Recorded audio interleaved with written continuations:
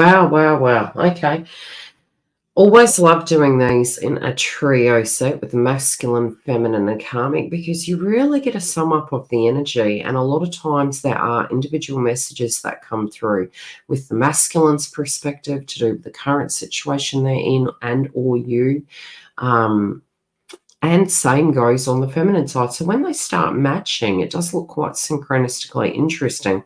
I do believe that divine masculine has actually felt that their life had become all too consuming.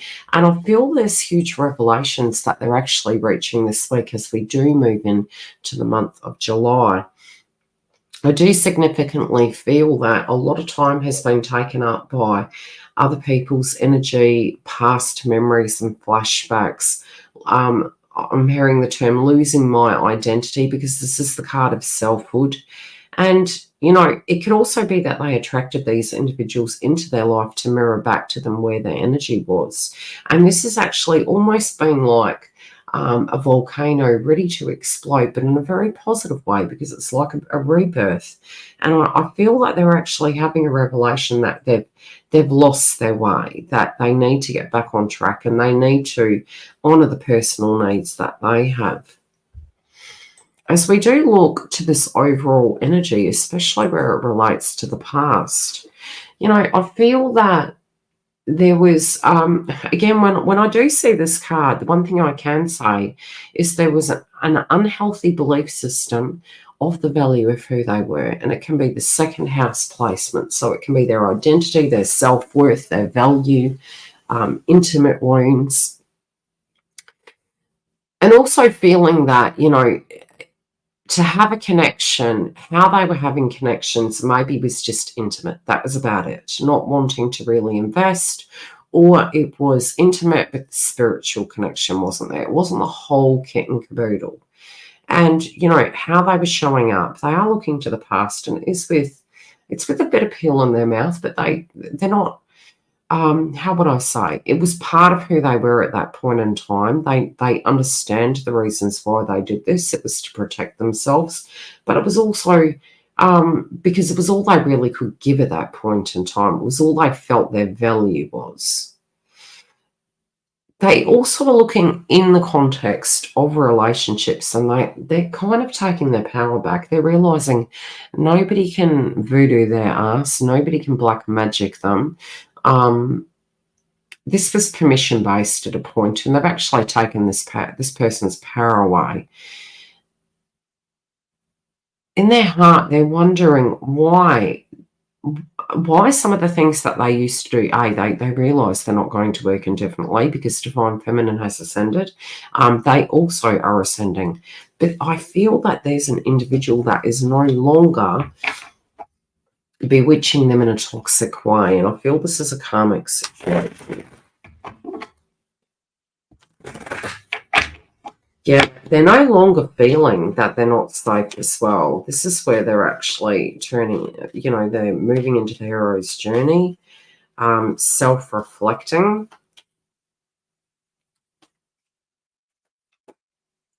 They actually feel also this urgency that the person, while they're investing in things that really aren't for them, they're actually losing the one thing that brings them such magic and power in their heart chakra. And this is because they know that there was some changes that were needing. So there's this fretting within the heart chakra and really owning their power, needing to put something to an end. That, they know that this connection will not harm them. They know that this is something in their hearts that they love, but they also feel that they've invested way too much, and like there's sort of a line in the sand here, and it's almost like from a wisdom point of view, what part of their life and identity of who they're not anymore are they going to actually cull? It's almost like a diet. It feels like, going on a diet. It feels like, okay, I've got to make a sacrifice. Because I'm noticing the pleasure card coming up here with the God of Love, and it's like a judgment, and it's almost like their body has become a scale. and they've got the eagle on their shoulder and a dead rabbit in their, right hand, and it's like they're weighing the pros and cons, and they have this innate maturity and wisdom, but they do feel they've actually got to kill off an element of their life in order for this to actually work.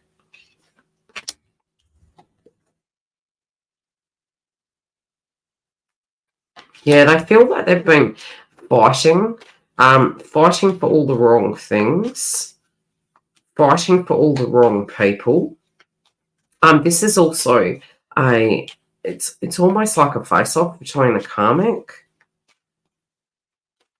seeing the person for who they really are, seeing the situation for who they really are. And look, the karmic doesn't have to be a bad person if they're in a karmic relationship. The karmic can be a memory. Okay, it could be a memory of somebody. It doesn't have to be they're in a karmic relationship. But whatever the shadow is that they're facing, it's almost like looking at the person for who they are, for who they really are, but it's also looking at the inner soul of who they really are, because something has changed. So could it be that they're with soulmate? Yeah, it could have been. So like I said, the perspective is going to be different for each individual, but what I'm really picking up is their perspective has shifted. The way they're viewing it, from a foundation level with the karmic, they're actually viewing it. Look at the mirror. They've got, it feels like it's two different individuals. So a perspective shifted between the karmic and the feminine. But I also feel they've seen feminine has changed, but they've changed too. Their inner emotions to do with things have changed. And also, when looking at a karmic, be it they're currently in the relationship or it was a past tense situation, the way they're viewing this belief or wound is very different now. They feel there's no going back to the past.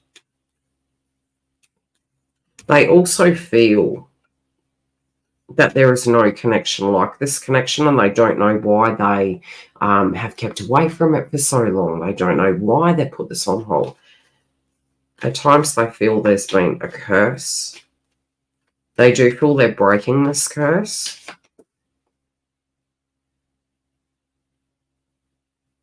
Some are very concerned that divine feminine has left them behind, and they're feeling as though it's really time to cut this karmic cycle down, to cut it off at the knees. Especially with this outcome card, it's like I've got to cut it off at the knees.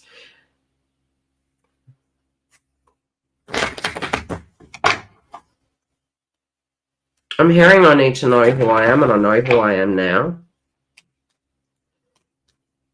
I'm not who I was yesterday.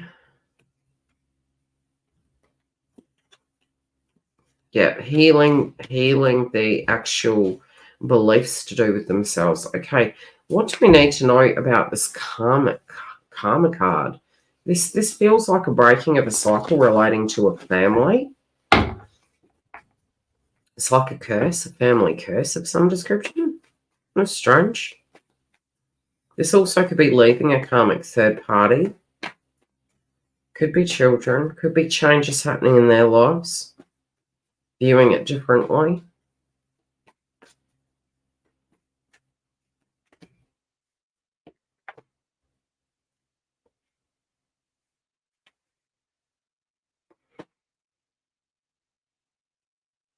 How are they seeing divine feminine in the mix of this place? I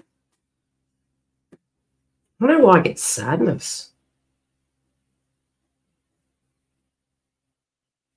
They just feel they're running out of time. There's a lot of urgency here.